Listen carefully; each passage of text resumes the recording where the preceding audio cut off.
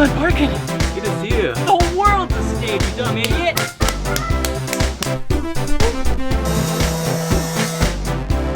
I don't know, it's kind of cool in here. Okay, folks, let's go book a commercial. Big day today. I gotta shoot an episode with Travis Wyman. And he's returning my suit that I left at Jack's wedding. That's not why I'm having him on the show. He just had my suit, so I thought, oh, Travis would be a great guest.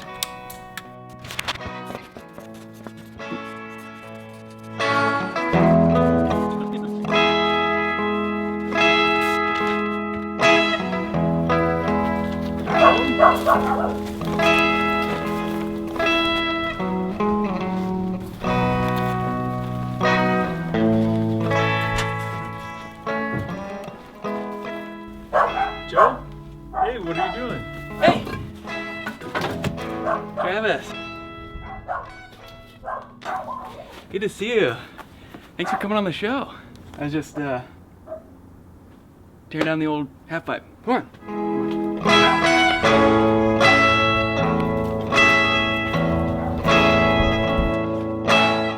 Joe?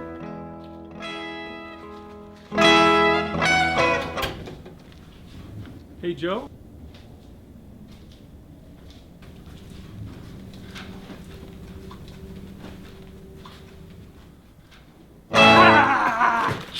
Shit, why'd you jump down? Let's get you wired up here with the microphone. Well, yeah, I get the stuff. Welcome back to Season 2, Episode 1 of Acting Tips. Can you believe it? Now listen, this episode snuck up on me, but I've got my good friend Travis Wyman coming over because I left my suit up at Jack's wedding, and he went and got the suit for me, and he had it. So I was like, oh, why don't you come be on the show? But that's not why I had him on the show. I'm bringing him on the show because he's such a talented guy, and he had my suit. So ladies and gentlemen, without further ado, please welcome my good friend and the person who got my suit for me, Travis Wyman. How's the drive in? Oh, it was good. Good, you know. good. We're all really happy to hear that. What is this, a package? What do you got here? Well, I get your suit and the 2 shirts here. Thank That you. you left in your room. I completely forgot about the suits in the room, you know? Well, yeah, you look so happy when you took off in your Jeep. You know, it surprised me that you left them, but yeah, there you go. And also, everybody that you were having breakfast with that morning, we wanted to get you this. It's from the Madonna Inn, and we went to the gift shop. So You got a gift for me? yeah, Should I open it? sure. Yeah. I don't know. I think you get some use out of it. Oh, I forgot to make a wish. Don't you make a wish before you open a gift? I guess so. I mean, it might be from your hometown what people do. Yeah. A Madonna Inn mug. Are you kidding me? Yeah, This is so it's Madonna nice. Inn pink. You can drink whatever you want out of it. So How did you know this is my favorite color? I don't know. I think that's the only color they come in. But And it's a big mug. I like that. Because when I have a cup of tea, I like to have a generous portion of tea. not like those little European ones. Yeah. You know, I like my mugs to be large enough for a small child to drown in if they were left unattended with it. That's pretty dark, Joe. Tell them about the Madonna Inn. The Madonna Inn, well, it's up in San Luis Obispo. We were up there for Jack's wedding, and it has a bunch of crazy rooms with like rock waterfalls, and there's like a big band area with a big band playing. It almost reminds me of like an old-timey kind of The Shining hotel. One of the things that reminded me of the Shining Hotel was the 2 little twin girls that were like covered in blood in your room. No, Did you see those girls? I didn't see that, but Super spooky. I woke up in the middle of the night and there they were. Very spooky. oh geez. Travis, I have to apologize because I don't yet have the studio in shape. I'm still working on it. What I'm doing is I'm renovating the space for Season 2. Well, it looks, I don't know, it's kind of cool in here. You got all the flags on the ceiling. Yeah. All these nations and The many nations that make up our great world. Thanks for bringing my suit back, Travis. That's No not problem. why I had you on the show. I just Really? want to make that clear. That's not the only reason. well, because you keep bringing it up though, so No. It's just a coincidence. It just so happened I was like, oh, I got to get Travis in. Oh, and he has my suit, so he can bring it over. no, I get it. Yeah, it's like a double win. Let's do an actor interview. Here we go, folks. Oh, okay. Oops, it didn't work. Give us a clap. See if it works. And now, Talking Headshots with Travis Wyman. Hi, my name's Travis Wyman. I'm an actor, and these are my actor promises. The call sheet isn't my personal dating service, and I promise not to use it that way. The director doesn't need my opinion, and I won't give it to him. I won't say a line if I don't have one. Talking Headshots with Travis Wyman. Thank you for being on the show, and more importantly, thank you for bringing my suit and my shirts back to me. Yeah, no problem. And that's not why I had you on the show. Well, yeah, you keep saying you talk about it a lot, but yeah. Yeah, I wanted to have you because I was like, oh my gosh, Travis Wyman's back in town. He's a very talented guy. I got to get him on the show. And it just so happens that this very talented man, he's got my suit and my shirts. So it's a win-win. It does work out nicely for me, but I don't want you to think that I only asked you to come on the show so that you could bring me my suit back, because that would be frankly insane. Yeah, I mean, I don't think that was the whole reason you invited me over. What kind of guy would I be if I did that? I don't know. That'd be kind of weird, I guess. You happen to have a twin brother named Josh. Is that correct? Yeah, that's true. And you said that you shared a headshot for a while? Yeah, we did. I paid like $300 or something when we were a lot younger and moved out here, and I had a real headshot, so sometimes he'd just use mine. Okay, well, let's quit talking about that. Josh is back in Vermont now? He's in Vermont? Yeah, up in Burlington, Vermont. He's really close to the Canadian border now, so... And you guys are still doing a podcast called Getting Wood? It's called Stacking Wood. It's not about us getting erections. It's called Stacking Wood. It's about, we used to stack wood when we were kids and talk to each other, so it's like the podcast version of that. I talk to him and he tells me about what's going on in Vermont. And I stacked a lot of wood when I was a kid, actually. That's a true story. We had a wood burner that was a primary heat source in Ohio, so we did a lot of hauling and stacking wood. I hated that job. You hated it, yeah. Would you have to stack it in big piles by the house? Yep. Yeah? Yep. Yeah, same with us. We'd throw it down into the basement and get it all dried out. And yeah, we had an oil burner too, but... Oil burner?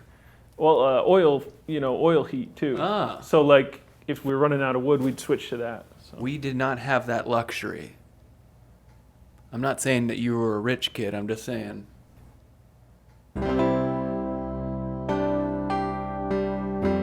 Tell us about how you hurt your hand.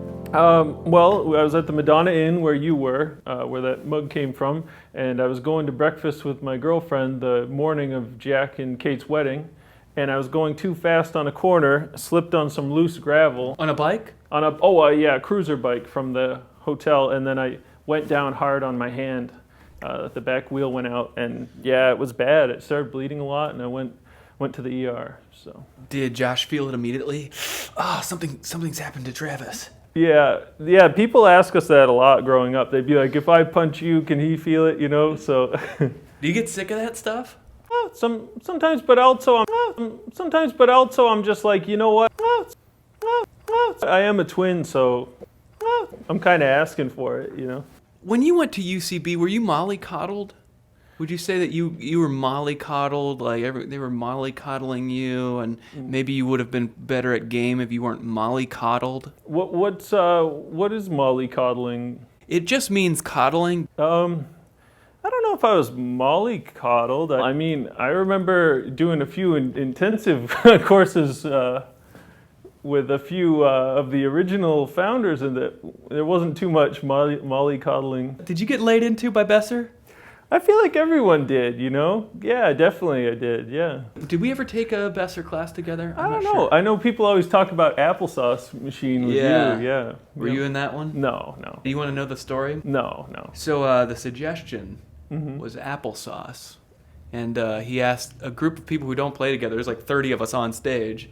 All different hero groups all smashed together. He said, what kind of opening do you do? And at that time, Flap Jackson did a very specific kind of organic opening. And so he said, okay, do an organic opening. And to like 30 people who don't play together. And he said, applesauce is your suggestion. And no one stepped out. No one did anything. Everyone just sat there in the back line. And in the back of my mind, I go, oh God, I hope we don't do one of those horrible organic openings. And so I stepped out. And I started making an applesauce machine. Oh. No one joined in. For a long time, they just let me out there, cranking away on my applesauce machine. Well, it's good though, you took the initiative when no one else would, yeah. Yeah. And then I was just out there like dying. Finally, like 10 cranks into the applesauce machine, someone else jumps in and we made a whole applesauce machine, and then at the end of it, it was like, what the fuck was that? But Besser was right. He had a good point. The applesauce machine did not generate a lot of information. Yeah. So mollycoddling, Are you taking classes over there? I was when I first came back. Not right now, though. Yeah. You know, my best advice to you is if you want to get on stage at UCB, start performing in New York in the 90s. Back when people weren't mollycoddled. Well, you can't go back in time, Joe. So Then what will you do? How will you succeed at UCB? I don't know. What do you think, you're going to succeed by being funny? Well, I mean, that's the idea, I guess, with people, but who knows? Yeah, okay, good luck, pal. Let's see how that works out for you. Go to the theater and just try to be funny. Yeah, right. Okay, you turkey, I'm going to cut for a second. Do you think I'm doing it okay, or? Now, you're from the way back, the old school, the improv days. Talk about the teams. What teams were you on at UCB? Well, I was actually just on Swansea, a Herald team. My brother Josh, he was also on a mod team and a beta team that makes videos. But I just did Herald pretty much, and I did like some side groups, Nishelbach, with Courtney and Fiona and my brother and Samantha. Yeah. But who could forget Swansea?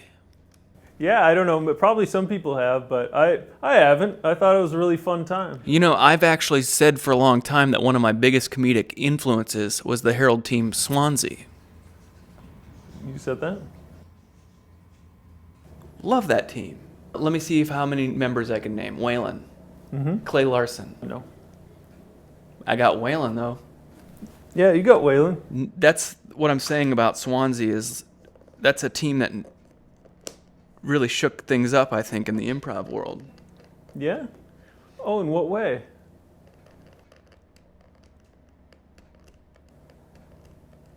Hey, let's take a quick break and then we're going to come right back, and we'll be back with our guest, actor Travis Wyman. And we're back. Let me ask you, how do you deal with the rejection that comes with acting?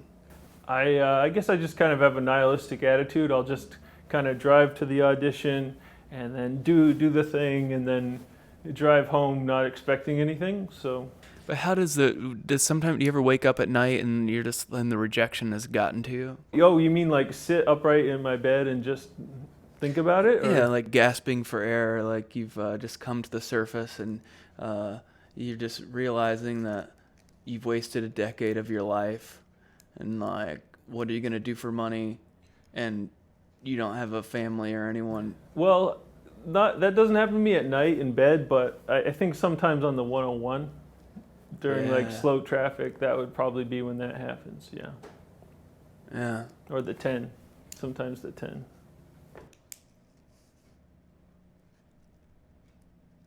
Swansea. Let me ask you about your podcast, Stacking Things.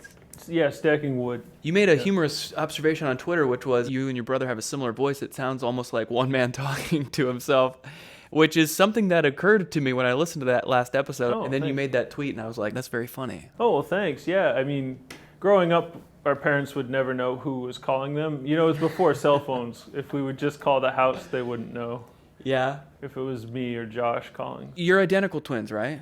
Now that he's in Vermont and I'm here, it'll be like when you put two different identical goldfish in different bowls or like different environments and maybe they grow different. He comes back, he's a foot taller. Yeah, maybe. What in the... You know, I never had a twin. No? Do you wish that you had one? Nah. Have you enjoyed it? Yeah. I mean, in a way, I think it's kind of where I am now, you know? Because it made us, we couldn't help but kind of stand Oh boy, okay, this story's taking forever. Alright, just keep nodding along, come on. Let me talk. What I'm gonna have for lunch. This guy wearing a fake mustache. Just give up. Or SoundCloud. Quit. iTunes or SoundCloud, you can find a podcast called Stacking Wood with Josh and Travis Wyman. We're here with Travis Wyman, the better half, in my opinion, unless Josh is watching, in which case, you're my favorite. Travis, let me ask you something. What advice would you have for a 30-something actor who has been in LA for well over a decade and doesn't get to see his family enough and has made far too many sacrifices and sunk too much into being here and now finds himself unable to book anything. What would you tell him? Just to keep on doing it, or to stop fooling yourself and move home and work at Starbucks? Well, I'd say, that person is far enough down the mine shaft. The only way to freedom is down, further into the mine shaft.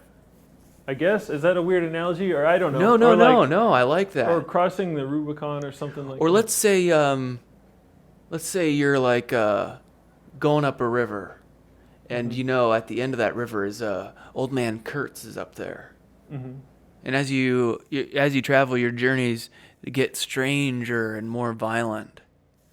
But you gotta find old man Kurtz, see what he's been up to. Wait, who's Kurtz? Old man Kurtz. He's up the river, and you're going there, and you gotta go find him to find out what's happened to him. Yeah, like a hypothetical man. Yeah. Okay. And he's and they talk about him. He's like a thing of legend. And the further you go, old man Kurtz has become like a god. You start to hear these stories, and the journey gets more and more strange and twisted and debauched, but you keep going because at the end, maybe you'll book something. Were you just kind of doing the plot of Apocalypse Now? Yeah. Right now? Which is the plot of a book. I can't remember what the book's called, though. Oh. But old man Kurtz is in there. That's a good analogy, though. I mean, and it makes sense because Brando was at the end of the river, so... Yeah, no, I think are you talking about yourself, Joe? Huh? Heart of Darkness, that's what it is. Oh, Heart of Darkness, yeah. Well, I think whoever this actor is that you're talking about... Oh, it's not me. It's not me. Oh, okay. I'm doing fine. Yeah, I'm not saying it's you, but whoever this person is should... they don't need to go to Ohio, to a Starbucks in Ohio. You're saying they could just work at a Starbucks in Hollywood? Yeah. Because life's about compromise. Maybe Suzanne Summers will come in and give that person their big break, Double chai non-fat skinny! Suzanne! Non-fat skinny! What do you got coming out, and where should we find you? Oh, well, I'm on Twitter at Travis Wyman, and I also have the podcast Stacking Wood. Now, I want you to think about this because I think sometimes there's a knee-jerk reaction, and then let it wash over you for a second, and then see what truth comes out. Mm-hmm. I'm pretty cool, right?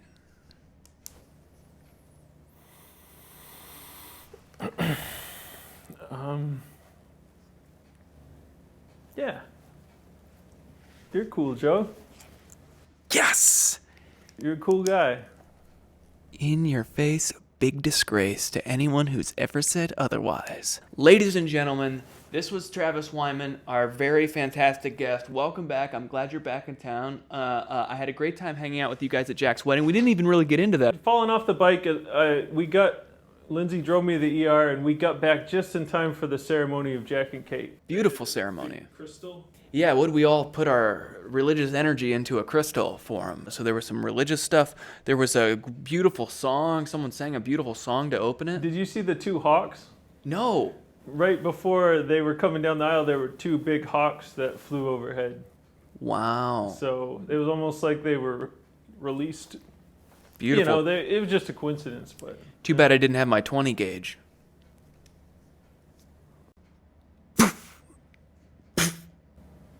You done? I don't think that'd be legal. Hey, I'm kidding. Come on, folks. I'm joking around with you here. All right, Travis. Any other acting tips that you have for us? Maybe we should quickly, before you go, have you just run through some acting faces. You know what the best ones are? Oh, okay. Happy or normal person face, which looks like this. Oh, that's really good. It's a good one. And then you could do confused, which pairs nicely with stupid husband or stupid dad in some way. So it's like, so happy. And then confused, huh? And then lovable goofball. And those are the three main ones that you're going to use, especially in commercials. Oh, okay. So see if we can get those from you here, and I'm gonna put our B camera on you so that we get a nice shot. Okay. Those are the 3 money makers.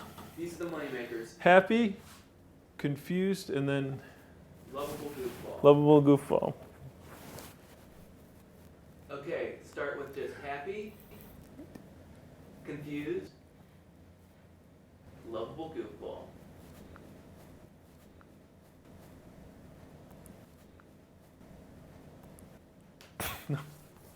I could just try again, but Travis Wyman, ladies and gentlemen. Travis Wyman, thank you so much for being on the show.